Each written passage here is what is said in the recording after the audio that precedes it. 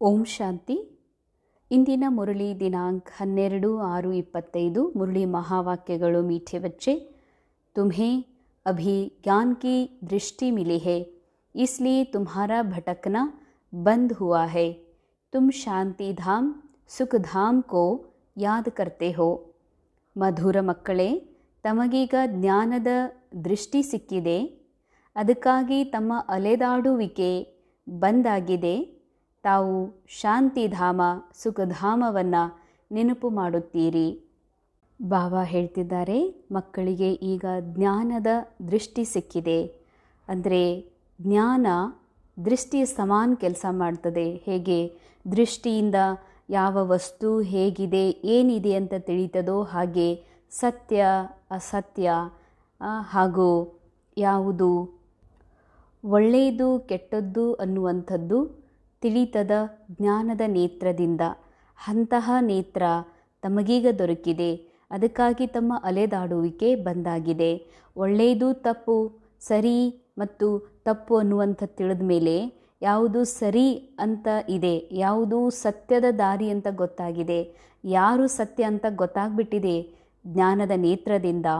ಆಗ ಈ ಮನಸ್ಸು ಆ ಸತ್ಯ ಶಿವ ಪರಮಾತ್ಮನ ಮೇಲೆ ಏಕಾಗ್ರ ಆಗಿರೋದ್ರಿಂದ ಈ ಮನಸ್ಸಿನ ಅಲೆದಾಟ ಯಾವುದು ದ್ವಾಪರ ಯುಗದಿಂದ 63 ಜನ್ಮದಿಂದ ಅಲೆದಾಡ್ತಾ ಬಂದಿತ್ತೋ, ಈಗ ಈ ಅಲೆದಾಡುವಿಕೆ ಬಂದಾಗಿದೆ. ತಾವೀಗ ಶಾಂತಿಧಾಮ ಸುಖಧಾಮವನ್ನು ನೆನಪು ಮಾಡ್ತೀರಿ ಅಂತಾರೆ ಬಾಬಾ.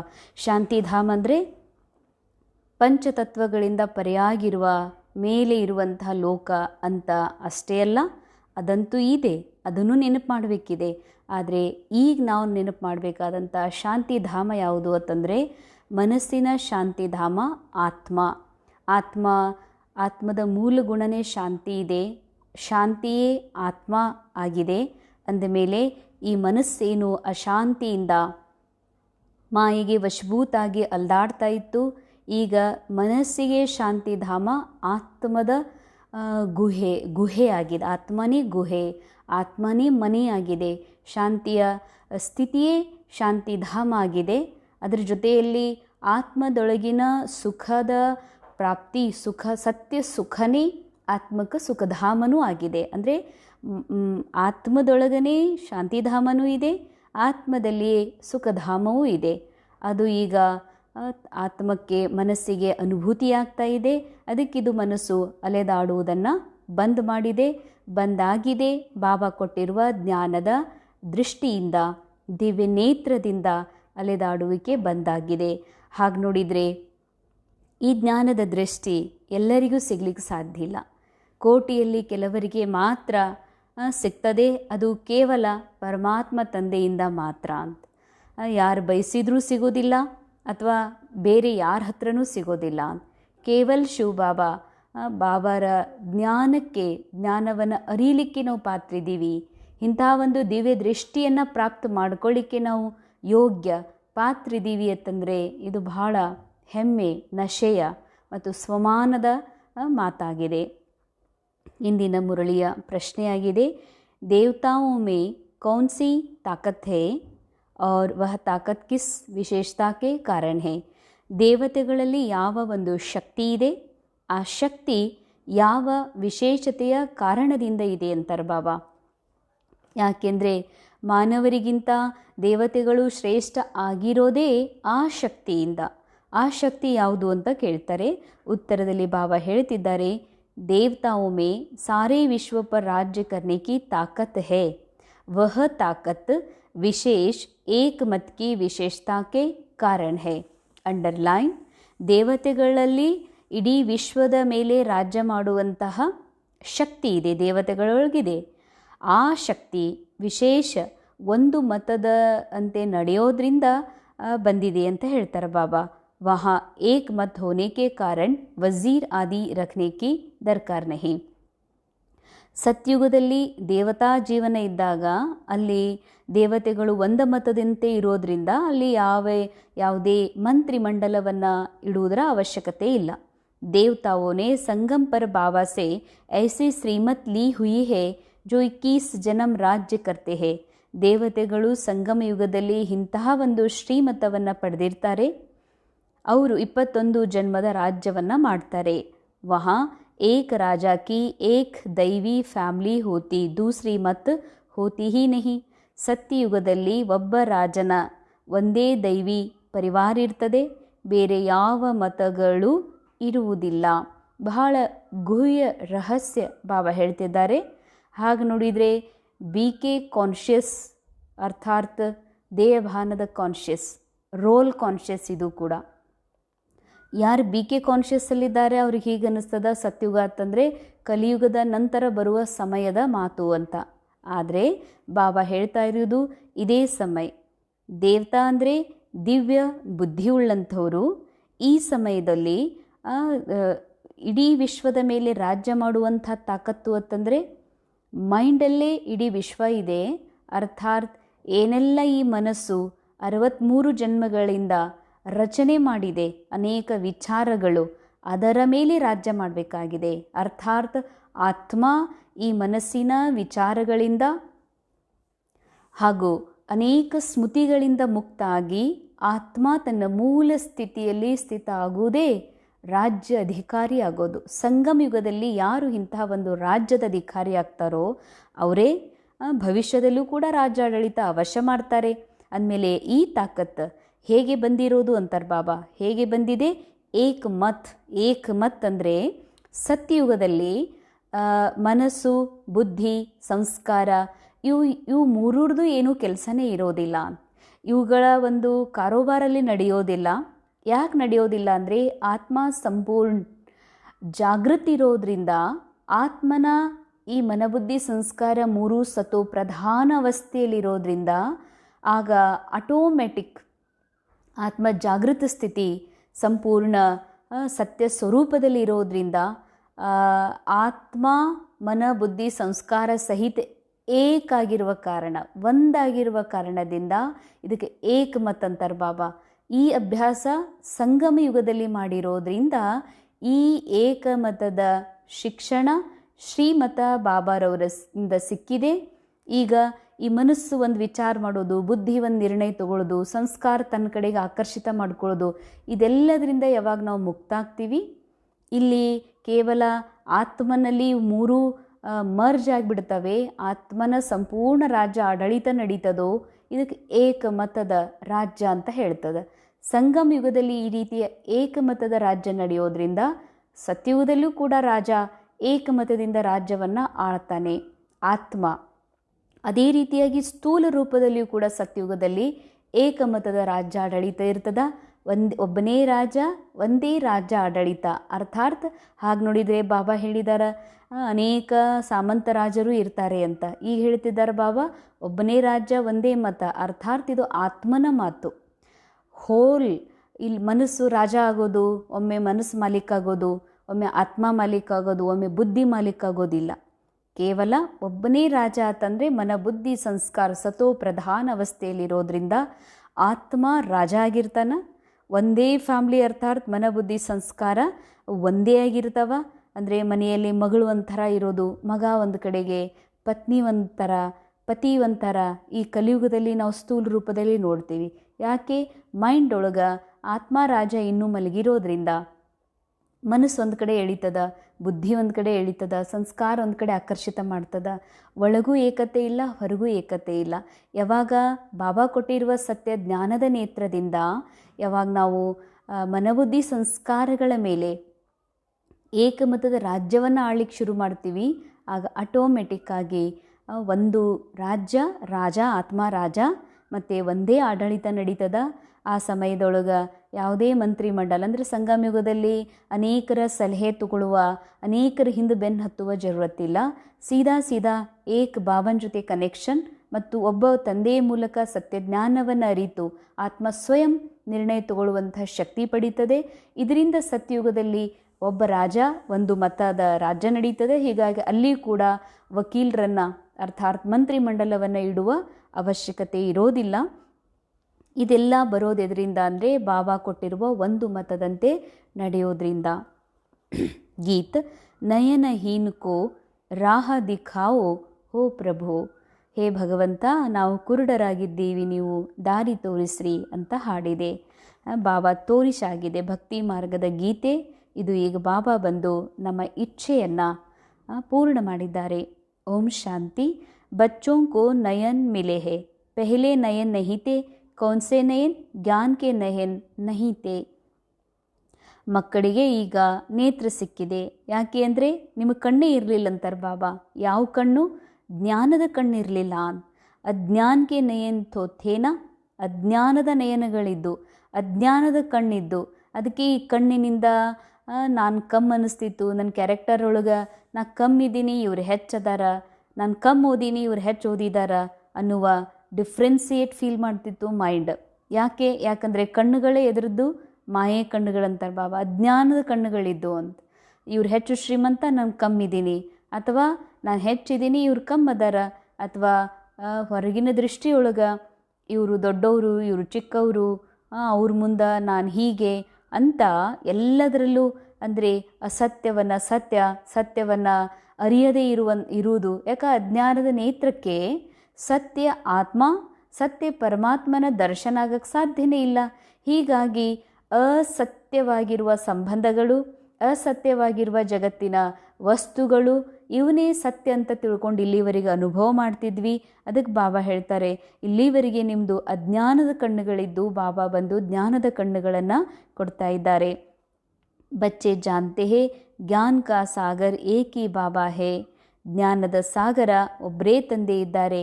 ಬಾಬಾ ಕೊಡುವಂಥ ಜ್ಞಾನದ ಕಣ್ಣುಗಳು ಬೇರೆ ಯಾರೂ ಕೊಡ್ಲಿಕ್ಕೆ ಸಾಧ್ಯ ಇಲ್ಲ. ಬಾಬಾ ಕೊಟ್ಟಿರುವಂಥ ಜ್ಞಾನದ ಕಣ್ಣಿನಿಂದ ಜಿಸ್ ಜ್ಞಾನ ಸೆ ಸದ್ಗತಿ ಹೋ ಅರ್ಥಾತ್ ಶಾಂತಿಧಾಮ್ ಸುಖಧಾಮ್ ಜಾನ ಹೋ. ಬಾಬಾ ಇಂಥ ಕಣ್ಣುಗಳನ್ನು ಕೊಡ್ತಾರೆ, ಇಂಥ ಜ್ಞಾನವನ್ನು ಕೊಡ್ತಾರೆ. ಅದರಿಂದ ಸದ್ಗತಿ ಅರ್ಥಾತ್ ಶಾಂತಿಧಾಮ ಸುಖಧಾಮಕ್ಕೆ ಹೋಗ್ತೀರಿ. ಅಂದರೆ ಜೀವನದಲ್ಲಿ ಈ ಜೀವನ ಚಕ್ರ ಇರುವವರೆಗೆ ಜೀವನದಲ್ಲೇ ಇರ್ತದ ಆತ್ಮ, ಆದರೆ ಜೀವನದಲ್ಲಿ ಇರ್ತಾನೂ ಕೂಡ ಮುಕ್ತಿಯ ಅನುಭವ ಮಾಡ್ತದ. ಅರ್ಥಾತ್ ಮುಕ್ತಿಧಾಮ, ಶಾಂತಿಧಾಮ ಮತ್ತು ಜೀವನ್ ಮುಕ್ತಿಧಾಮ, ಸತ್ಯುಗ, ಇವೆರಡರ ಅನುಭವ ಆತ್ಮಕ್ಕೆ ಇದೇ ಸಂಗಮ ಯುಗದಲ್ಲಿ ಅನುಭೂತಿ ಆಗ್ತದ. ಇದು ಬಾಬಾ ಕೊಟ್ಟಿರುವ ಜ್ಞಾನದ ನೇತ್ರದಿಂದ. ಇದಕ್ಕೆ ಹೇಳಲಾಗ್ತದೆ ಸದ್ಗತಿ ಅಂತ. ಈ ಸದ್ಗತಿ ಜೀವನದ ಅಥವಾ ಕಲ್ಪದ ಅತಿ ಶ್ರೇಷ್ಠ ಸಾಧನೆಯಾಗಿದೆ. ಜೀವನದಲ್ಲಿರ್ತಾ ಎಲ್ಲ ಬಂಧನಗಳಿಂದ ಮುಕ್ತಾದಂಥ ಅವಸ್ಥಾ. ಅದಕ್ಕಾಗಿ ಬಾಬಾ ಹೇಳ್ತಾರ, ಇದು ಕೇವಲ ಜ್ಞಾನದಿಂದ ಪ್ರಾಪ್ತಿಯಾಗ್ತದ. ಜ್ಞಾನದ ಸಾಗರ ಕೇವಲ ಒಬ್ಬ ಶಿವ ಬಾಬಾ ಅದಾರ ಅನ್ನೋದು ಈ ಮನಸ್ಸಿಗೆ ಪಕ್ಕಾ ಮಾಡಬೇಕು. ಯಾಕಂದರೆ ಈ ಮನಸ್ಸು ಇನ್ನೂ ಕೂಡ ಹೊರಗಿನ ಜಗತ್ತಿನ ಮನುಷ್ಯರು ಬರೆದಿಟ್ಟಿರುವಂಥ ಪುಸ್ತಕ, ಮನುಷ್ಯರು ಹೇಳುವ ವಿಚಾರಗಳ ಕಡೆಗೆ ಆಕರ್ಷಿತ ಆಗ್ತದ. ಮನುಷ್ಯರು ತಿಳಿಸುವ ವಿಷಯಗಳನ್ನು ಅರಿಬೇಕು ಅನ್ನಿಸ್ತದ. ಯಾಕೆ ಅಂದರೆ ಜ್ಞಾನದ ಕಣ್ಣು ಇನ್ನೂ ಪೂರ್ಣ ತೆಗೆದಿಲ್ಲ, ಅಜ್ಞಾನದ ಕಣ್ಣು ಕಂಪ್ಲೀಟ್ ಮುಚ್ಚಿ ಹೋಗಿಲ್ಲಲ್ಲ. ಅದಕ್ಕಾಗಿ ಬಾಬಾ ಹೇಳ್ತಾರೆ, ಸತ್ಯ ಜ್ಞಾನ ಕೊಡೋರು ಬಾಬಾ ಒಬ್ಬರೇ ಇದ್ದಾರ. ಈ ಜ್ಞಾನದಿಂದಲೇ ಸದ್ಗತಿ ಆಗ್ತದೆ. ಅಪ್ನಿ ಹರ್ ಏಕ್ ಆ್ಯಕ್ಟ್ ड्रामा में नूंदी हुई है, इसलिए इनको बना बनाया ड्रामा कहा जाता. ತಮ್ಮ ಪ್ರತಿಯೊಂದು ಆ್ಯಕ್ಟಿಂಗ್ ಡ್ರಾಮಾದಲ್ಲಿ ನೂಂದಿದೆ ಅಂತಾರೆ ಬಾಬಾ. ಅದಕ್ಕೆ ಈ ನಾಟಕಕ್ಕೆ ಮಾಡಲ್ಪಟ್ಟಂತಹ ನಾಟಕ ಅಂತ ಹೇಳ್ತದೆ. ಅಂದರೆ ಶೂಟಿಂಗ್ ಆಗ್ತಾ ಇಲ್ಲ ಈಗ. ಶೂಟಿಂಗ್ ಅಂದರೆ ಫಸ್ಟ್ ಟೈಮ್ ರೆಕಾರ್ಡಿಂಗ್ ಆಗ್ತದ ವಿತ್ ಏನು ವಾಯ್ಸ್ ಅಥವಾ ಪಿಕ್ಚರ್ ಸಹಿತ ರೆಕಾರ್ಡಿಂಗ್ ಶೂಟಿಂಗ್ ಆಗ್ತದ. ಇದು ಶೂಟಿಂಗ್ ಅಲ್ಲ. ಹಾಗೆ ನೋಡಿದ್ರೆ ಆ್ಯಕ್ಚುಲಿ ಶೂಟಿಂಗ್ ಆಗಿ ಹೋಗ್ಬಿಟ್ಟಿದೆ. ಬನ್ನಿ ಬನಾಯಿ ಅನಾದಿ ಡ್ರಾಮಾ ಯಾವಾಗಾಯಿತು ಪ್ರಶ್ನೆ ಇಲ್ಲ. ಆಗಿದ್ದೇ ವಾಪಸ್ ರಿಪೀಟ್ ಆಗ್ತಾ ಇದೆ. ಅದೇ ರಿಪೀಟ್ ಆಗ್ತದ. ಯಾವುದು ಆತ್ಮನೊಳಗೆ ಮೈಂಡ್ ಒಳಗೆ ಸಂಸ್ಕಾರದ ರೂಪದಲ್ಲಿ ರೆಕಾರ್ಡಿಂಗ್ ಇದೆ, ಆ ರೆಕಾರ್ಡಿಂಗ್ ಅನುಸಾರ ಒಳಗಡೆ ಇರುವ ಆತ್ಮನ ಪ್ರೊಜೆಕ್ಟರ್ ಒಳಗಿನ ಒಂದು ಚಿತ್ರಗಳು ಪ್ರೊಜೆಕ್ಷನ್ ಹೊರಗಡೆ ಕಾಣಿಸ್ತವೆ. ಇಂಥದೇ ಪರಿಸ್ಥಿತಿ, ಇಂಥದೇ ಮಾತು, ಈ ರೀತಿ ಆರಾಮ್ ತಪ್ಪೋದು, ಅಚಾನಕ್ ಆಸ್ಪತ್ರೆಗೆ ಹೋಗೋದು, ಅಚಾನಕ್ ಜಗಳ ಆಗೋದು, ಅಚಾನಕ್ ಎಲ್ಲವೂ ವಾತಾವರಣ ಶಾಂತ ಆಗೋದು, ಇವೆಲ್ಲ ಎಲ್ಲಿಂದ ಆಗ್ತವ? ಅಚಾನಕ್ ಇವೆಲ್ಲ ಸೀನ್ಗಳು, ಮಾತುಗಳು, ವ್ಯಕ್ತಿಗಳು ಹೇಗೆ ಬರ್ತಾರೆ ನಮ್ಮ ಎದುರುಗಡೆ? ಅದು ಅದೇ ರೀತಿಯಾಗಿ ರೆಕಾರ್ಡಿಂಗ ಆಗಿದೆ ಅಂತಾರೆ ಬಾಬಾ. ಪ್ರತಿಯೊಂದು ಆತ್ಮನೊಳಗೆ ಅವರವರ ಪಾರ್ಟ್ ಏನು ಮಾಡಬೇಕು, ಯಾವ ಮಾತು ಯಾವಾಗ ಹೇಳಬೇಕನ್ನುವಂಥದ್ದು ಫಿಕ್ಸ್ ಇದೆ. ಈ ಕಾರಣದಿಂದ ಬಾಬಾ ಹೇಳ್ತಾರೆ ಇದಕ್ಕೆ ಮಾಡಲ್ಪಟ್ಟಂಥ ನಾಟಕ ವಾಪಸ್ ರೀಪ್ಲೇ ಆಗ್ತಾ ಇದೆ. ಅಂದರೆ ಈಗ ಅನೇಕ ಫಿಲ್ಮ್ಗಳು ಬಂದಿದ್ದಾವೆ. ಯಾವ ಫಿಲ್ಮ್ ಒಂದೇ ಸರಿ ಶೂಟಿಂಗ್ ಆಗೋದು, ವಾಪಸ್ ಎಲ್ಲ ಸಿನಿಮಾ ಥಿಯೇಟರ್ಗಳಲ್ಲಿ, ಟಿ ವಿ, ಮೊಬೈಲ್ಗಳಲ್ಲಿ ನಾವು ಯಾವಾಗ ನೋಡ್ತೀವಿ ಅದೇ ಸೇಮ್ ಸಿನಿಮಾ ವಾಪಸ್ ರೀಪ್ಲೇ ಆಗ್ತದೆ. ಅದೇ ರೀತಿಯಾಗಿ ಈ ನಾಟಕದ ಯಾವ ದೃಶ್ಯಗಳು ನನ್ನ ಕಣ್ಣಿಗೆ ಕಾಣಿಸ್ತವ, ಅರ್ಥಾತ್ ಆತ್ಮನ ದಿವ್ಯ ನೇತ್ರಕ್ಕೆ, ಅಥವಾ ಯಾವ ಸ್ಥೂಲ ನಾಟಕದ ದೃಶ್ಯಗಳು ಯಾವ ಸ್ಥೂಲ ಕಣ್ಣಿಗೆ ಕಾಣಿಸ್ಬೇಕಾಗಿದೆ, ಎಷ್ಟು ಕಾಣಿಸ್ತಿದೆ ಅದು ಆತ್ಮನ ಮನದಲ್ಲಿ ಸಂಸ್ಕಾರದ ರೂಪದಲ್ಲಿ ಮೊದಲೇ ರೆಕಾರ್ಡಿಂಗ್ ಇದೆ, ಅದ ಸೀನ್ ಕಾಣಿಸ್ತದ. ಅದಕ್ಕಾಗಿ ಅಭಿ ಬೇಹದ್ ಕಾ ಬಾಬಾ ಕೇತೆ ಮುಜೆ ಯಾದ್ ಕರೋ ತೋ ವಿಕರ್ಮ ವಿನಾಶ ಹೋ. ಯಾಕೆ ಈ ಮಾತು ಹೇಳ್ತಿದ್ದಾರೆ ಬಾಬಾ? ಬೇಹದ್ದಿನ ತಂದೆ ಹೇಳ್ತಾರೆ, ನನ್ನ ನೆನಪು ಮಾಡಿದರೆ ನಿಮ್ಮೆಲ್ಲ ವಿಕರ್ಮ ವಿನಾಶ ಆಗ್ತದಂತ. ನಾಟಕ ಮಾಡ್ತಾ ನಾಟಕದ ಮಧ್ಯದಲ್ಲಿ ನಾವು ಆತ್ಮದ ಸತ್ಯ ಸ್ವರೂಪವನ್ನು ಮರೆತು ನಮಗೆ ನಾವು ಮನಸ್ಸು ತಿಳ್ಕೊತದ, ಮನಸ್ಸೇ ನಾ ಮನುಷ್ಯ ಅಂತ ತಿಳ್ಕೊಂಡು ಬಿಡ್ತದ, ನಾ ಆತ್ಮ ಅನ್ನೋದನ್ನು ಮರೀತದ. ಆಗ ಈ ನಾಟಕದಲ್ಲಿ ನಡೆಯುವ ಎಲ್ಲ ಘಟನೆ, ವ್ಯಕ್ತಿ, ವಸ್ತು ನಿಜ ನಾಟಕ ಅಂತ ತಿಳ್ಕೊಳ್ಳಾರ್ದೆ ಇದು ನಿಜನೇ ನಡೀತಾ ಇದೆ ಅಂತ ಏನು ತಿಳ್ಕೊಂಡಿದೆ, ಈ ನಾಟಕದ ಅಸತ್ಯ ಸ್ಮೃತಿಗಳೇ ಪಾಪ, ವಿಕರ್ಮ ಅಂತಾರೆ ಬಾಬಾ. ದೇಹ ಅಂತ ತಿಳ್ಕೊಂಡಿರೋದೇ ದೊಡ್ಡ ವಿಕರ್ಮ. ಅದಕ್ಕೆ ಈ ವಿಕರ್ಮಗಳು ವಿನಾಶ ಮಾಡ್ಕೋಬೇಕು ಅಂತಂದರೆ ಒಬ್ಬ ತಂದೆ ನೆನಪು ಮಾಡ್ರಿ. ಆದರೆ ಈ ನಾಟಕದಲ್ಲಿ ಏನೆಲ್ಲ ಆಗೋದಿದೆ, ಏನೆಲ್ಲ ಆಗಿದೆ, ಏನೆಲ್ಲ ನಡೀತಾ ಇದೆ, ಅರ್ಥಾತ್ ಸದ್ದು ಮುರಳಿ ರೆಕಾರ್ಡಿಂಗ್ ನಡೀತಾ ಇದೆ, ಇದು ಕೂಡ ನಾಟಕದಲ್ಲಿ ಪೂರ್ವ ನಿಯೋಜಿತ ಇದೆ, ಫಿಕ್ಸ್ಡ್ ಇದೆ. ತಾವು ಮುರಳಿ ಕೇಳ್ತೀರಿ ಅಂತಂದರೆ ಇದು ಕೂಡ ನಾಟಕದಲ್ಲಿ ಫಿಕ್ಸ್ ಇದೆ. ಅದಕ್ಕೆ ಈ ನಾಟಕದ ಬಗ್ಗೆ, ಇಲ್ಲಿ ಆಗುವ ಸೀನ್ಗಳ ಬಗ್ಗೆ ಅಥವಾ ಈ ಕ್ಯಾರೆಕ್ಟರ್ನ ಭವಿಷ್ಯದ ಬಗ್ಗೆ ವಿಚಾರ ಮಾಡಬೇಡ್ರಿ. ಈ ಶರೀರ ಏನಾಗ್ತದೋ, ಈ ಜೀವನಕ್ಕೆ ಏನು ಸಿಗ್ತದೋ ಏನಿಲ್ಲ ಅಂತ ಚಿಂತೆ ಮಾಡಬೇಡ್ರಿ. ಅದಕ್ಕೆ ಹೇಳ್ತಾರೆ ಬಾಬಾ, ಏನೆಲ್ಲ ಇಲ್ಲಿಯವರೆಗೆ ಸ್ಮೃತಿಗಳು ತುಂಬಿದವೋ ಅದನ್ನೆಲ್ಲ ಬಾಬಾರ ನೆನಪಿನಿಂದ ಸಮಾಪ್ತ ಮಾಡಿಕೊಡ್ರಿ.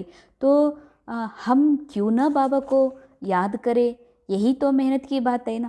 ಯಾಕೆ ನಾವು ವಿಕರ್ಮ ವಿನಾಶ ಆಗ್ತದಂದ್ರೆ ಇಂಥ ತಂದೆಯನ್ನು ನೆನಪು ಮಾಡಬಾರ್ದು. ಯಾಕಂದರೆ ಪರಿಶ್ರಮ ಇರೋದೇ ಇದರೊಳಗೆ ಇದೆ ಅಂತ ಹೇಳ್ತಾರೆ ಬಾಬಾ. तुम बच्चे जब याद की यात्रा में बैठते हो तो माया के तूफान आते, युद्ध चलता, उसमें घबराना नहीं है. माया घड़ी घड़ी याद को तोड़ेगी ना. ಅಂಡರ್ಲೈನ್. ಮಕ್ಕಳೇ, ಯಾವಾಗ ನೀವು ಬಾಬಾ ನೆನಪಿನಾಗ ಕೂಡ್ತೀರಿ ಆಗ ಮಾಯಾ ಬಿರುಗಾಳಿ ಬರ್ತದೆ. ಮಾಯಾ ಬಿರುಗಾಳಿ ಅಂದರೆ ಡ್ರಾಮಾದ ನೆನಪುಗಳು, ಕ್ಯಾರೆಕ್ಟರ್ನ ಆ್ಯಕ್ಟಿಂಗ್ನ ನೆನಪುಗಳು, ಮಾತುಗಳು ಯುದ್ಧದ ರೂಪದಲ್ಲಿ ನಡೀತದ ಅಂತ ಗಾಬರಿ ಆಗ್ಬೇಡ್ರಂತಾರೆ ಬಾಬಾ. ಯಾಕಂದರೆ ಡ್ರಾಮಾದ ಆ್ಯಕ್ಟಿಂಗ್ ನಾನಲ್ಲ, ಡ್ರಾಮಾದ ಮಾತು ನಾನಲ್ಲ, ಈ ಕ್ಯಾರೆಕ್ಟರ್ನ ವಿಚಾರಗಳು ನಾನಲ್ಲ, ನಾನು ಪರಿಶುದ್ಧ ಆತ್ಮ ಇದ್ದೀನಿ ಅಂದಮೇಲೆ ನೀವು ಈ ವಿಚಾರ ಬಂದ್ರೂ ಡ್ರಾಮಾ ಅನುಸಾರ ಬಂದಿವೆ, ಅದಕ್ಕೆ ಗಾಬರಿ ಆಗ್ಬೇಡ್ರಂತಾರೆ ಬಾಬಾ. ಮಾಯಾ ಕ್ಷಣ ಬಾಬಾ ನೆನಪನ್ನು ಮುರಿಸ್ತದ. ಸಂಕಲ್ಪ ವಿಕಲ್ಪಗಳು ಈ ರೀತಿ ಬರ್ತಾವಲ್ಲ, ಏಕ್ದಮ್ ತಲೆ ಖರಾಬ್ ಆಗಿಬಿಡ್ತದಂದ್ರೆ ಏನು ವಿಕಾರದ ಕೆಲಸ ಮಾಡಿಬಿಡ್ಬೇಕೇನೋ ಅಥವಾ ಕೆಟ್ಟ ಕೆಲಸ ಮಾಡೇ ಬಿಡ್ಲೇನು ಅನ್ನೋ ಹಂಗೆ ಇಷ್ಟು ತಲೆ ಕೆಟ್ಟುಬಿಡ್ತದಂತ ಹೇಳ್ತಾರೆ ಬಾಬಾ. ಅಂತಿಂಥ ವಿಚಾರಗಳು ಹುಟ್ಟುತ್ತದೆ ಡ್ರಾಮಾ ಅನುಸಾರ.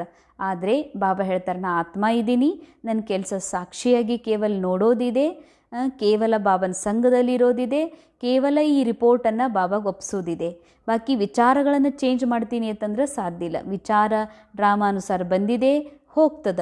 ಬಾಕಿ ನಾನು ಪ್ರಭಾವಿತ ಆಗೋದಿಲ್ಲ, ನನ್ನೊಳಗಿಂತ ವಿಚಾರ ಬಂತು ಅಂತ. ಅದಕ್ಕೆ ಬಾಬಾ ಹೇಳ್ತಾರ, ವಿಚಾರ ನಾನಲ್ಲ, ತುಮ್ ಮೆಹನತ್ ಕರೋ. ಅದಕ್ಕೆ ಬಾಬಾ ಹೇಳ್ತಾರ, ಪರಿಶ್ರಮ ಪಡ್ರಿ. ಈ ಲಕ್ಷ್ಮೀನಾರಾಯಣರು ಕರ್ಮೇಂದ್ರಿಯ ವಶ ಹೆಂಗಾದರೂ ಅದನ್ನು ಬಾಬಾ ಕಲಿಸ್ತಾ ಇದ್ದಾರೆ. ಅವರೆಷ್ಟು ಸಂಪೂರ್ಣ ನಿರ್ವಿಕಾರಿಯಾಗಿದ್ದರು, ಅವರಿಗೆ ಆ ಶಿಕ್ಷಣ ಎಲ್ಲಿಂದ ಸಿಕ್ತು? ಸಂಗಮ ಯುಗದಲ್ಲಿ ನಿರಾಕಾರ ತಂದೆ ಮೂಲಕ. तो बाबा कहते पहले तो एक बात पक्की कर लो, अपने को आत्मा समझ बाबा को याद करो. ಬಾಬಾ ಮತ್ತೆ ಮೂಲ ಶಿಕ್ಷಣ ಕೊಡ್ತಾರೆ, ಮೂಲ ಶ್ರೀಮತವನ್ನು ಹೇಳ್ತಾರೆ. ಮಕ್ಕಳೇ, ತಮಗೆ ಆತ್ಮ ಅಂತ ತಿಳ್ಕೊಂಡು ತಂದೆ ನೆನಪು ಮಾಡ್ರಿ. ಇದರಲ್ಲೇ ಪರಿಶ್ರಮ ಇದೆ. ಹೇಗೆ? ಜೈಸೆ 8 घंटे ಸರ್ಕಾರಿ ನೌಕರಿ ಹೋತಿ ಹೇ ನಾ, ಅಭಿ ತುಮ್ ಬೇಹದ್ ಕಿ ಸರ್ಕಾರ ಕೆ ಮದದ್ಗಾರ್ ಹೋ. ಹೇಗೆ 8 ತಾಸು ಸರ್ಕಾರಿ ನೌಕರಿ ಮಾಡೋದಿರ್ತದೆ, ಹಂಗೆ ನೀವು ಇದು ಬೇಹದ್ದಿನ ಸರ್ಕಾರ ಅಂತಾರೆ ಬಾಬಾ. ಇಲ್ಲೂ ನಿಮಗೆ ಭಾಳ ದೊಡ್ಡ ಪಗಾರ ಇದೆ, ಅದಕ್ಕೆ ನೀವು ಬಾಬಾಗೆ ಸಹಯೋಗಿ ಆಗ್ರಿ. ತುಮಕೋ ಕಮ್ ಸೆ ಕಮ್ 8 घंटा ಪುರುಷಾರ್ಥ ಕರ್ ಯಾದ್ ಮೇ ರೇನಾ. ಈಗ ತಾವು ಕಡಿಮೆ ಅಂದರು 8 ಗಂಟೆ ಪುರುಷಾರ್ಥ ಮಾಡಿ ಬಾಬಾ ನೆನಪಲ್ಲಿ ಇರಬೇಕಿದೆ. ಯಹ ಅವಸ್ಥಾ ತುಮ್ಹಾರಿ ಐಸಿ ಪಕ್ಕಿ ಹೋ ಜಾಯೇಗಿ ಜೋ ಕೋಯಿ ಕಿ ಬಿ ಯಾದ್ ನಹಿ ಆಯೇಗಿ. ಈ ಅವಸ್ಥಾ ಯಾವಾಗ ಪಕ್ಕಾ ಆಗ್ತದೋ ಆಗ ನಿಮಗೆ ಯಾರ ನೆನಪು ಬರೋದಿಲ್ಲ ಅಂತ. ಬಾಬಾ ಕಿ ಯಾದ್ ಮೇ ಹಿ ಶರೀರ್ ಛೋಡೆಂಗೆ, ಫಿರ್ ವಹಿ ವಿಜಯ ಮಾಲಾಕ್ಕೆ ದಾನೆ ಬನೆಂಗೆ. ಬಾಬಾ ನೆನಪಲ್ಲೇ ಶರೀರ ಬಿಡ್ತೀರಿ, ಮತ್ತು ಬಾಬಾ ನೆನಪ ಮಾಡ್ತಾನೆ ಶರೀರ ಬಿಡೋದ್ರಿಂದ ವಿಜಯ ಮಾಲೆಯಲ್ಲಿ ಬರ್ತಿರಂತಾರೆ ಬಾಬಾ. ದೇಹ ಕ ಅಭಿಮಾನ ಹೋಗ ತೋ ಯಾದ್ ಕೇಸೆ ರಹ ಸಕೆಂಗಿ. ದೇಹ ಅಭಿಮಾನ ಇತ್ತಂದ್ರೆ ನೆನಪು ಹೆಂಗಿರ್ತದೆ. ನಾವಂತೀವಿ ಬಿ ಕೆ ಜೀವನದೊಳಗೆ ನನಗೆ ದೇಹ ಅಭಿಮಾನ ಇಲ್ಲ, ಈಗ ಬಿಟ್ಟಿವ್ರಿ ಬಾಬನ ಮಗು ಆದಮೇಲೆ ಅಂತ. ನಾ ಬಿ ಕೆ ಅನ್ನೋದು, ಸೀನಿಯರ್ ಅನ್ನೋದು, ಮದರ್ ಅಂತ ಅಂದ್ಕೊಳ್ಳೋದು, ನಾನು ಸರೆಂಡರ್ ಅಂತನೂ ಅಥವಾ ನಾ ಏನು ತಿಳ್ಕೊಂಡೀನಿ ಕ್ಯಾರೆಕ್ಟರ್ ಒಳಗೆ, ಬಾಬಾ ಹೇಳ್ತಾರೆ ಇದು ದೇಹಭಾನ್ ಇರುವವರು ಎಂದಿಗೂ ಬಾಬಾ ನೆನಪು ಬರಲಿಕ್ಕೆ ಸಾಧ್ಯ ಇಲ್ಲ. ಪಾಪುಂಕ ಭೋಜಾ ಸಿರ್ ಪರ್ ಬಹುತೇ ಇಸ್ಲಿಯೇ ಬಾಬಾ ಕೇತೆ ಯಾದ್ ಮೇ ರಹೋ. ಪಾಪದ ಹೊರೆ ತಲೆ ಮೇಲೆ ಭಾಳ ಇದೆ, ಅದಕ್ಕಾಗಿ ಬಾಬಾ ಹೇಳ್ತಾರೆ ತಂದೆ ನೆನಪು ಮಾಡ್ರಿ. ಧಾರಣೆಗಾಗಿ ಮುಖ್ಯ ಸಾರ್ ಮೊದಲನೇದು, ಇಸ್ ಬೇಹದ್ ಕಿ ಸರ್ಕಾರ ಕೋ ಮದದ್ ಕರ್ನೆ ಕೆ ಲಿಯೆ ಕಮ್ ಸೆ ಕಮ್ 8 घंटा ಯಾದ್ ಮೇ ರಹನೆ ಕಾ ಪುರುಷಾರ್ಥ ಕರ್ನಾ. ಸಹಯೋಗ ಅಂದರೆ ಏನು? ಬಾಬನ ನೆನಪಲ್ಲಿ ಇರುವುದು ಕೂಡ ಅತಿ ದೊಡ್ಡ ಸಹಯೋಗ ಆಗಿದೆ. ಅದಕ್ಕಾಗಿ ಬೇಹದ್ದಿನ ಸರ್ಕಾರದ ಸಹಯೋಗಿ ಆಗಬೇಕು ಅಂತಂದ್ರೆ ಕಡಿಮೆ ಅಂದರು 8 ತಾಸು ಬಾಬನ ನೆನಪಲ್ಲಿರುವ ಪುರುಷಾರ್ಥ ಮಾಡ್ರಿ. ಯಾದ್ ಮೇ ಜೋ ಮಾಯಾ ವಿಘನ್ ಡಾಲ್ತಿ ಹೇ ಉಸ್ಸೆ ಘಬರಾನಾ ನಹಿ ಹೇ. ನೆನಪಿನಲ್ಲಿ ಮಾಯೆ ಯಾವ ವಿಘ್ನವನ್ನು ಹಾಕ್ತಾ ಇದೆ ಅದಕ್ಕೆಂದೂ ಗಾಬರಿ ಆಗಬೇಡ್ರಿ. ಅಂದರೆ ಎಂಥ ಕನಸುಗಳಪ್ಪ, ಎಂಥ ವಿಚಾರ ಬರ್ತಾವ, ಏನೇನೋ ಭಾವನೆಗಳು ಕ್ರಿಯೇಟ್ ಆಗ್ತಾ ಇದ್ದಾವಲ್ಲಂತ ವಿಚಾರ ಮಾಡಬೇಡ್ರಿ. ಇದು ಕಲಿಯುಗದ ಕೊನೆಯ ಸೀನ್ ಇರೋದ್ರಿಂದ, ಸಮಯ ಇರೋದ್ರಿಂದ ಕಲಿಯುಗದ ಅನುಸಾರನೇ ಮೈಂಡ್ ಒಳಗೆ ವಿಚಾರಗಳು ಬರ್ತಾವ. ಮತ್ತು ಅನೇಕ 63 ಜನ್ಮದ ಉಳಿದು ಹೋದಿರಂಥ ಅಂದರೆ ಅಲ್ಪ ಸ್ವಲ್ಪ ಉಳಿದಿರುವಂತಹ ಲೆಕ್ಕಾಚಾರನೂ ಕೂಡ ಈ ಸಮಯದಲ್ಲಿ ಸಂಕಲ್ಪ ವಿಕಲ್ಪದ ರೂಪದಲ್ಲಿ ಹೊರಗೆ ಬರೋದ್ರಿಂದ ಅವು ಯಾವೂ ನಾನಲ್ಲ. ಡ್ರಾಮಾ ಅನುಸಾರ ಕ್ಯಾರೆಕ್ಟರ್ ಒಳಗೆ ಬಂದಿದೆ, ಸಿಕ್ಕಿದೆ, ಅದು ಬರ್ತದ ಹೋಗ್ತದ. ಬಟ್ ನಾ ಅಂತೂ ಆತ್ಮ ಇದ್ದೀನಿ, ಸಾಕ್ಷಿ ದೃಷ್ಟ ನಿರಾಕಾರ ಸತ್ಯ ಸ್ವರೂಪ ಆತ್ಮ ನಾನಿದ್ದೀನಿ ಅಂದಮೇಲೆ ಕೇವಲ ಸಾಕ್ಷಿಯಾಗಿ ನೋಡ್ರಿ, ಗಾಬರಿ ಆಗಬೇಡ್ರಿ ಅಂತಾರೆ ಬಾಬಾ. ಸೆಕೆಂಡ್ ಪಾಯಿಂಟ್, इस पुरुषोत्तम संगम युग पर ईश्वरीय संप्रदाय का बन ईश्वर की मत पर चलना है. कर्म करते भी एक बाबा की याद में रहने का अभ्यास करना है. ಈ ಪುರುಷೋತ್ತಮ ಸಂಗಮ ಯುಗದಲ್ಲಿ ಈಶ್ವರೀಯ ಸಂಪ್ರದಾಯದವರಾಗಿ, ಅಂದರೆ ಈಶ್ವರ ಕೊಡುವ ಯಾವ ಸಂಪ್ರದಾಯಗಳಿವೆ ಆ ಸಂಪ್ರದಾಯ ತಮ್ಮ ಸಂಪ್ರದಾಯ ಮಾಡಿಕೊಡ್ರಿ. ಕ್ಯಾರೆಕ್ಟರ್ ಒಳಗೆ, ಮೈಂಡ್ ಒಳಗೆ ಬಾಬಾ ಹೇಳ್ತಾರ, ಏನು ಬಾಬಾ ಏನನ್ನು ನೆನಪು ಹಾರ್ಲಿಕ್ಕೆ ಹೇಳಿದಾರ, ಯಾವುದನ್ನು ಮರಿಲಿಕ್ಕೆ ಹೇಳಿದಾರ, ಯಾವುದನ್ನು ನೆನಪಿನಲ್ಲಿ ಇರಲಿಕ್ಕೆ ಹೇಳಿದಾರ, ಯಾವ ಕರ್ಮ ಮಾಡಲಿಕ್ಕೆ ಹೇಳಿದಾರ, ಯಾವುದನ್ನು ಬಿಡಲಿಕ್ಕೆ ಹೇಳಿದಾರ, ಇವು ಈಶ್ವರೀಯ ಸಂಪ್ರದಾಯ ಅಂದಮೇಲೆ ಇವು ಈಶ್ವರೀಯ ಸಂಪ್ರದಾಯದವರಾಗ್ರಿ, ಈಶ್ವರನ ಮತದಂತೆ ನಡೀರಿ. ಕರ್ಮ ಮಾಡ್ತಿದ್ರು ಕೂಡ ಒಬ್ಬ ತಂದೆಯ ನೆನಪಲ್ಲೇ ಇರುವಂತಹ ಅಭ್ಯಾಸವನ್ನು ಮಾಡ್ರಿ. ವರದಾನ್, ಅಂತರ್ಮುಕ್ತಾ ಕಿ ಗುಫಾ ಮೇ ರಹನೆ ವಾಲೆ ದೇಹ ಸೆ ನ್ಯಾರೆ ದೇಹಿ ಭವ. ಅಂತರ್ಮುಖತೆಯ ಗುಹೆಯಲ್ಲಿ ಇರುವಂತಹ ದೇಹದಿಂದ ನ್ಯಾರ ಮತ್ತು ದೇಹಿ ಆಗ್ರಿ ಅಂತಾರೆ ಬಾಬಾ. ಎಷ್ಟು ಸುಂದರ ವರದಾನ್ ಮಹಾವಾಕ್ಯ. ಅಂತರ್ಮುಖತೆಯ ಗುಹೆಯಲ್ಲಿ ಇದ್ದು ದೇಹದಿಂದ ನ್ಯಾರ ದೇಹಿ, ರಥದಲ್ಲಿ ಇದ್ದು ಕೂಡ ರಥಿ ಆಗ್ರಿ. जो पांडवों की गुफाएं दिखाते हैं वह यही ಅಂತರ್ಮುಕ್ತಾ ಕಿ ಗುಫಾಯೇ ಹೇ. ಪಾಂಡವರು ಗುಹೆಯಲ್ಲಿ ತಪಸ್ ಮಾಡಿದ್ರು ಅಂತ ಹೇಳ್ತಾರಲ್ಲ, ಅದು ಯಾವ ಗುಹೆ? ಕಲ್ಲಿಂದೋ, ಮಣ್ಣಿಂದೋ ಅಥವಾ ಕಟ್ಟಿಗೆದೋ ಮಾಡಿರುವಂಥ ಗುಹೆಯಲ್ಲ. ಆತ್ಮ, ಈ ಮನಸ್ಸು ಆತ್ಮನಲ್ಲಿ ಲೀನ್ ಆಗೋದು, ಆತ್ಮನ ಸದ್ಗುಣದಲ್ಲಿ ಲೀನ್ ಆಗೋದಿದೆಯಲ್ಲ, ಶಾಂತ ಸ್ಥಿತಿಯಲ್ಲಿ, ಇದೇ ಮನಸ್ಸಿಗಾಗಿ ಆತ್ಮ ಗುಹೆಯಾಗಿದೆ. ಇದಕ್ಕೆ ಅಂತರ್ಮುಖತೆ ಅಂತ ಹೇಳ್ತಾರೆ ಬಾಬಾ. जितना देह से न्यारे देही रूप से स्थित होने की गुफा में रहते हो उतना दुनिया के वातावरण से परे हो जाते हो. ಎಷ್ಟು ಈ ದೇಹದಲ್ಲಿದ್ದು ಕೂಡ ದೇಹದಿಂದ ನ್ಯಾರ ದೇಹಿ ರೂಪದಲ್ಲಿ ಇರ್ತೀರಿ, ಲೈಟ್ ಆತ್ಮ ರೂಪದಲ್ಲಿ ಸೋಲ್ ಕಾನ್ಷಿಯಸ್ಸಲ್ಲಿ ಇರ್ತೀರಿ.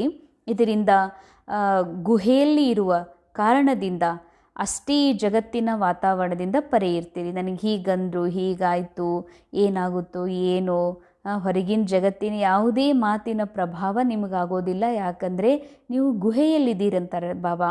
ಅಂದರೆ ಎಲ್ಲರ ಜೊತೆಗೆ ಉಣ್ತೀವಿ, ತಿಂತೀವಿ, ಕೆಲಸ ಮಾಡ್ತೀವಿ, ಎಲ್ಲರ ಜೊತೆ ಬೆರಿತೀವಿ, ಮಾತಾಡ್ತೀವಿ. ಆದರೆ ನಾ ಆತ್ಮ ಅನ್ನುವ ಸತ್ಯವನ್ನು ಅರಿತು ಆ ಕಾನ್ಷಿಯಸ್ಸಲ್ಲಿ ಇದ್ದುಕೊಂಡು ಈ ಮನಸ್ಸನ್ನು ಆ ಒಂದು ಶಾಂತ ಸ್ಥಿತಿಯಲ್ಲಿ ಅವ ಕರ್ಕೊಂಡು ಹೋಗ್ತೀವಿ. ಇದೇ ಅಂತರ್ಮುಖತೆಯ ಗುಹೆಯಾಗಿದೆ. ಇದರಿಂದ ವಾತಾವರಣದ ಪ್ರಭಾವ ಮನಸ್ಸಿನ ಮೇಲೆ ಆಗೋದಿಲ್ಲ. वातावरण के प्रभाव में नहीं आते. जैसे गुफा के अंदर रहने से ಹೇಗೆ ಗುಹೆಯಲ್ಲಿ ಇರೋದ್ರಿಂದ ಬಾಹ್ಯ ವಾತಾವರಣದಿಂದ ಪರೇ ಇರ್ತೀರಿ, ಅದೇ ರೀತಿಯಾಗಿ ಅಂತರ್ಮುಖತೆಯ ಗುಹೆಯಲ್ಲಿ ಇರೋದ್ರಿಂದ ಎಲ್ಲಕ್ಕಿಂತ ನ್ಯಾರ ಮತ್ತು ಬಾಬರಿಗೆ ಪ್ಯಾರ ಆಗ್ತೀರಿ. और जो बाबा का प्यारा है वह स्वतः सबसे न्यारा हो जाता. ಆಟೋಮೆಟಿಕ್ ಯಾರು ಬಾಬಾ ಪ್ರಿಯ ಇದ್ದಾರೋ ಎಲ್ಲದರಿಂದ ನ್ಯಾರ ಇರ್ತಾರೆ. ಸ್ಲೋಗನ್ साधना बीज है और साधन उसका विस्तार है.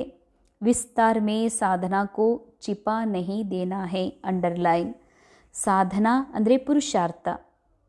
ಸಾಧನಾ ಅಥವಾ ಪುರುಷಾರ್ಥ ಬೀಜ ಆಗಿದೆ. ಹಾಗೂ ಸಾಧನ ಅದರ ವಿಸ್ತಾರ. ಸಾಧನ ಅಂದರೆ ಈ ಶರೀರದ ಮಾತು, ಭಾಷಣಗಳು, ವ್ಯವಹಾರ, ಅದರ ಜೊತೆಯಲ್ಲಿ ಅವಶ್ಯಕ ಈ ದೊಡ್ಡ ಸೇವಾ ಕೇಂದ್ರ ಆಗಿರಲಿ, ಸೇವಾ ಕೇಂದ್ರದ ಎಲ್ಲ ಸಾಮಾನುಗಳು, ಮನೆಯ ಎಲ್ಲ ಸಾಮಾನುಗಳು, ಇಷ್ಟು ದೊಡ್ಡ ಯಜ್ಞ, ಇಷ್ಟು ವಿದ್ಯಾರ್ಥಿಗಳು, ಇಷ್ಟೆಲ್ಲ ಬಾಬನ ಮಕ್ಕಳು, ಅಥವಾ ಏನೆಲ್ಲ ಪ್ರಾಪರ್ಟಿ ಇದೆ, ಸಾಮಾನಿದೆ, ಗಾಡಿ ಇದೆ, ಬಂಗ್ಲೋ ಇದೆ, ಬಂಗಾರಿದೆ, ಸೂಕ್ಷ್ಮ ಸ್ಥೂಲ ರೂಪದಲ್ಲಿ ಏನೆಲ್ಲ ಸಿಕ್ಕಿವೆ ಸಾಧನಗಳು, ಇವು ವಿಸ್ತಾರ ಅಂತಾರೆ. ಅಂದರೆ ನೀವು ಅಂಥ ಪುರುಷಾರ್ಥ ಮಾಡೀರಿ, ಅದಕ್ಕೆ ನಿಮಗೆಲ್ಲ ಸಿಕ್ಕಿವೆ, ವಿಸ್ತಾರಿದು. ಆದರೆ ವಿಸ್ತಾರದೊಳಗೆ ಬಾಬಾ ಹೇಳ್ತಾರ, ಇಷ್ಟೆಲ್ಲ ಸಾಮಾನು, ಇಷ್ಟು ಜನ ಬಾಬನ ಮಕ್ಕಳು, ಇಷ್ಟು ದೊಡ್ಡ ಸೇವಾ ಕೇಂದ್ರ, ಇಷ್ಟು ದೊಡ್ಡ ಮನೆ, ಇಷ್ಟೆಲ್ಲ ಸಂಪತ್ತು, ಇಷ್ಟೆಲ್ಲ ನನ್ನ ಮಕ್ಕಳು, ಇಂಥ ಸಂಬಂಧಗಳು, ಇವೆಲ್ಲ ಏನು ಸಿಕ್ಕಿದೆಯಲ್ಲ, ಬಾಬಾ ಹೇಳ್ತಾರೆ ಆ ಬೀಜದಿಂದ ಸಿಕ್ಕಿರೋದ್ರಿಂದ, ಸಾಧನ ಆತ್ಮಸ್ಥಿತಿಯಲ್ಲಿರೋದ್ರಿಂದ, ಬಾಬಾ ನೆನಪಿನಿಂದ ಸಿಕ್ಕಿರೋದ್ರಿಂದ ಈ ಸಾಮಾನುಗಳೊಳಗೆ, ಈ ಸಾಧನದೊಳಗೆ ನೀವು ಬಾಬಾ ಹೇಳ್ತಾರ ಬೀಜವನ್ನು ಮರಿಬೇಡ್ರಿ, ತಪಸ್ಸು ಮಾಡುವುದನ್ನು ಮರಿಬೇಡ್ರಿ, ತಪಸ್ಸಿನಿಂದ ದೂರ ಆಗಬೇಡ್ರಿ. ಅಂದ್ರೆ ನಾವು ವಿಜಯ ಆಗಿಬಿಟ್ವಿ, ನಾವು ಸಫಲ ಆಗಿಬಿಟ್ವಿ, ನಾವು ಒಳ್ಳೆ ಬೀಕೆ ಆಗಿಬಿಟ್ವಿ, ನಾವು ಜೀವನದಾಗ ಎಲ್ಲ ತಿಳ್ಕೊಂಬಿಟ್ವಿ, ನಾವು ಪವಿತ್ರ ಆಗಿಬಿಟ್ಟಿವಿ ಅನ್ನುವ ಒಂದು ಅಹಂಕಾರ ಇದೆಯಲ್ಲ, ಇದು ಬಾಬಾ ಹೇಳ್ತಾರ ಸಾಧನ ಮಾಡೋದು ಬಂದಾಗ್ಬಿಡ್ತದ. ಅಂದರೆ ನಾವೆಲ್ಲ ಮುರುಳಿ ಕೇಳಿಬಿಟ್ಟಿವಿ, ನಾವು ಭಾಳ ಯೋಗ ಮಾಡೀವಿ, ನಾವು ಭಾಳ ಸೇವಾ ಮಾಡೀವಿ ಅಂತ. ಅದಕ್ಕೆ ಬಾಬಾ ಹೇಳ್ತಾರ ಸಾಧನ ನಿರಂತರಿದೆ, ಶರೀರ ಬಿಡುವವರೆಗೂ ಆತ್ಮ ನಿರಂತರ ಆತ್ಮಸ್ಥಿತಿಯಲ್ಲಿ ಇದ್ಕೊಂಡು ಬಾಬಾ ನೆನಪು ಮಾಡಬೇಕಾಗಿದೆ. ಈ ಸಾಧನ ನಿರಂತರ ಇರಲಿ. ಆ ವ್ಯಕ್ತಿ ಶಾರೆ ಆತ್ಮಿಕ ಸ್ಥಿತಿಯಲ್ಲಿರುವಂಥ ಅಭ್ಯಾಸ ಮಾಡ್ರಿ, ಅಂತರ್ಮುಖಿಗಳು ಆಗ್ರಿ. ಅಂತರ್ಮುಖಿ ಕಿ ನಿಶಾನಿ ಸದಾ ಸಾಗರ ಕೆ ತಲೆ ಮೇ ಖೋಯೆ ಹುಯೆ ಗಂಭೀರ್ ಮೂರ್ತ್. ಅಂತರ್ಮುಖಿಯ ನಿಶಾನಿ ಏನಾಗಿದೆ? ಅಂತರ್ಮುಖಿ ಅಂದ್ರೇನು? ಸಾಗರದ ಆಳದಲ್ಲಿ ಮುಳುಗಿರ್ತಾರ, ಅರ್ಥಾತ್ ಗಂಭೀರ್ ಮೂರ್ತ್ ಅಂತಾರೆ ಬಾಬಾ. ಅವರಿಗೆ ಹೆಚ್ಚು ಆಡ್ಬೇಕನ್ಸೋದಿಲ್ಲ, ಹೆಚ್ಚು ಮಾತು ಬರೋದಿಲ್ಲ, ವ್ಯರ್ಥದಲ್ಲಿ ಹೋಗೋದಿಲ್ಲ, ಹೆಚ್ಚಾಗಿ ವ್ಯರ್ಥ ಬೆರೆಯೋದಿಲ್ಲ, ವ್ಯರ್ಥ ಸಂಘಗಳಲ್ಲಿ ಸೇರೋದಿಲ್ಲ, ವ್ಯರ್ಥ ಸಂಪರ್ಕ ಬೆಳೆಸ್ಕೊಳ್ಳೋದಿಲ್ಲ, ವ್ಯರ್ಥ ಕಾಂಟ್ಯಾಕ್ಟ್ಸ್ಗಳನ್ನು ಹೆಚ್ಚಿಸ್ಕೊಳ್ಳೋದಿಲ್ಲ. ಗಂಭೀರ ಮೂರ್ತಿ ಇರ್ತಾರೆ ಅಂತ ಹೇಳ್ತಾರೆ ಬಾಬಾ. ಯಾರು ಸಾಗರದ ಆಳದಲ್ಲಿ ಹೋಗಿ ಮುಳುಗ್ತಾರೆ ಅವರು ಗಂಭೀರ ಮೂರ್ತಿ ಇರ್ತಾರೆ. ಗಂಭೀರ ಮೂರ್ತಿ ಅಂದ್ರೆ ಬರೀ ಮಾತಾಡಲಾರ್ದೇ ಇರೋರಂತಲ್ಲ, ಮಾತಾಡ್ತಾರೆ, ಅವಶ್ಯಕವಾಗಿರೋದು. ಚೆಹರೆ ದ್ವಾರ ಆತ್ಮಿಕ್ ಸ್ಥಿತಿಗೆ ಚಿಹ್ನ ದಿಖಾಯಿ ದೇಂಗೆ. ಅವರ ಮುಖದೊಳಗೆ ಆತ್ಮಿಕ ಸ್ಥಿತಿಯ ಚಿಹ್ನೆಗಳು, ನಿಶಾನಿಗಳು ಕಾಣಿಸ್ತವೆ. ಏಕ್ और मनन चिंतन करने वाला चेहरा और फिर रमणीक अर्थात मुस्कुराता हुआ चेहरा. ಅವ್ರ ಮುಖ ಒಂದು ಕಡೆಗಿರ್ತದ, ಭಾಳ ಚಿಂತನೆಯಲ್ಲಿ ಮುಳುಗಿರುವಂಥ ಮುಖ ಕಾಣಿಸ್ತದ, ಹಾಗನ್ನಿಸ್ತದ. ಇನ್ನೊಂದು ಕಡೆ ರಮಣೀಕ್, ಮುಗುಳ್ನಗ್ತಾ ಇರುವಂಥ ಮುಖದ ಅನುಭವ ಆಗ್ತದ. ಎರಡೂ ಲಕ್ಷಣಗಳು ಅವರ ಮುಖದಲ್ಲಿ ಪ್ರತ್ಯಕ್ಷ ಆಗ್ತವೆ. ಅಂತರ್ಮುಖಿ ಸದಾ ಹರ್ಷಿತ್ ಮುಖ ದಿಖಾಯಿ ದೇಂಗೆ ಕ್ಯೂಂಕಿ ಮಾಯಾ ಕಾ ಸಾಮನಾ ಕರ್ನಾ ಸಮಾಪ್ತ ಹೋ ಜಾಯೇಗಾ. ಯಾರು ಅಂತರ್ಮುಖಿ ಇರ್ತಾರೆ, ಯಾರು ಸಾಗರದ ಆಳದಲ್ಲಿ ಮುಳುಗಿರ್ತಾರೆ, ಯಾರು ಚಿಂತನೆಯಲ್ಲಿ ಮುಳುಗಿರ್ತಾರೆ, ಅಂಥವರು ಸದಾ ಹರ್ಷಿತ್ ಮುಖಿ ಇರ್ತಾರ. ಯಾಕೆಂದರೆ ಅವರು ಮಾಯೆ ಅವರಿಗೆ ಎದುರು ಹಾಕೊಳ್ಳೋದು ಬಂದ್ ಮಾಡಿಬಿಟ್ಟಿರ್ತದೆ ಅಂತ ಹೇಳ್ತಾರೆ ಬಾಬಾ. ಆದರೆ ಯಾರು ಆಳದಲ್ಲಿ ಹೋಗ್ತಾರ, ಗುಹೆಯಲ್ಲಿ ಕೂತ್ಕೋತಾರ, ಯಾರು ಚಿಂತನ ಮಂಥನ ಮಾಡ್ತಾರೆ, ಅವ್ರ ಸಮೀಪದಲ್ಲಿ ಮಾಯೆ ಬರಲಿಕ್ಕೆ ಸಾಧ್ಯ ಇಲ್ಲ. ಓಂ ಶಾಂತಿ.